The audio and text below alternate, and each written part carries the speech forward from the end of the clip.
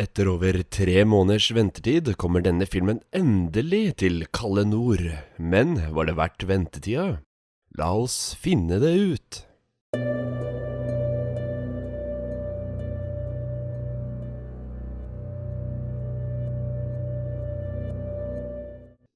Hei sann, mine damer og herrer og andre. Jeg er Filmmannen, og i dag skal jeg anmelde Lady Bird.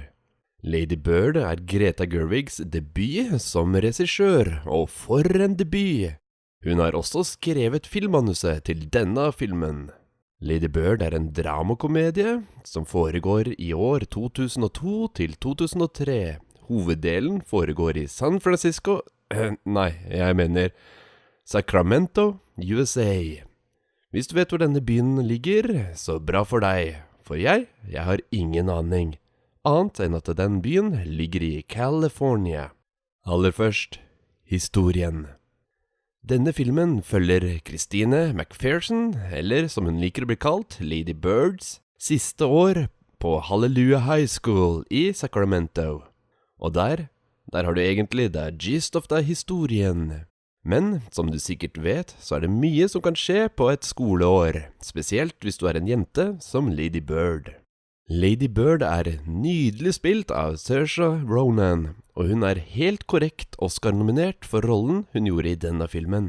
For Lady Bird er en riktig så variert karakter, under konstant ombygging, og en annen som også fortjener ros er Laurie Metcalf, som forresten også ble nominert til en Oscar, som beste kvinnelige supporting actress. Laurie spiller mammaen til Lady Bird, som sliter med å kommunisere med datteren sin, så hun ender som regel opp med å kritisere datteren sin for et eller annet. Noe som ender opp i en klassisk mor- og datterkrangel. Men som alle vet, er det andre ting her i livet som er viktigere enn familien for en tenåring, og det er venner og the love. Og dette året skjer det mye for Lady Bird i disse baner.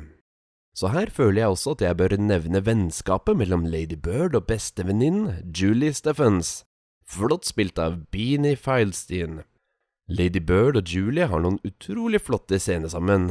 Det er spesielt en scene her, hvor Lady Bird og Julie bare henger sammen og snakker skit, mens de spiser Jesus-kjeks, som bare var helt toppers. Lady Bird er først og fremst en dramafilm, men den er også utrolig morsom i tillegg til dette. Hvis du ser denne filmen og forventer en komedie, kan det hende at du blir litt skuffa, for denne filmen fikk meg aldri til å gapskratte. Men når filmen prøvde å være morsom, så var den virkelig morsom. Jeg humra mye under denne filmen. Når det gjelder kinematografien, eller lettere sagt det visuelle, var det ikke mye å skryte av her. Ikke det at det var noe galt i dette tilfellet. Kameraet var kun her for å fange det som var viktig for denne historien. Altså, no fancy filming here. Men jeg likte de varme fargene som gikk igjen under hele denne filmen. Så er du en totally gothhead som digger mørke og dystre bilder, er ikke denne filmen noe for deg. Vent litt, kanskje den er det allikevel. Broren til Lady Bird og dama hans er noen ekte gotere, og de tilfører mye bra til denne filmen. Noe som var litt snodig var måten historien ble fortalt på. Vanligvis når jeg tenker film, så har filmer som regel en start, midt og en slutt, med en spenningskurve som er størst på starten og slutten. Men her er det no such thing. Denne filmen er mer kapitteldrevet, helt uten disse spenningskurvene som er så vanlige. Men der igjen så er hver kapittel så utrolig bra fortalt at filmen ikke tar noe skade av det. Det er tydelig at Greta Gerwig virkelig har lagt sin sjel i både manuset og selve regien. Og det synes virkelig on the big screen. Men det eneste negative med denne kapitteldrevet formelen var at slutten ble vanvittig brå. Akkurat som mine filmanmeldelser. Så for å summere, hvis du liker karakterdrevent indie-drama, krydret med noen herlig komiske øyeblikk, med skuespillprestasjoner godt over normalen, er det stor mulighet for at du kommer til å like denne filmen. For det skal være sikkert og visst at det gjorde jeg. Dette er virkelig en indie-filmskatt som jeg er takknemlig for at jeg valgte å se.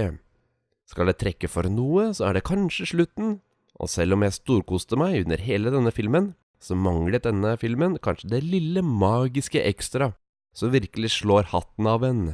Så Lady Bird får derfor en solid score på 8 av 10 av meg. og det slettes ikke dårlig. Og med det så takker jeg for meg, og jeg håper å se deg igjen senere. Filmmannen out.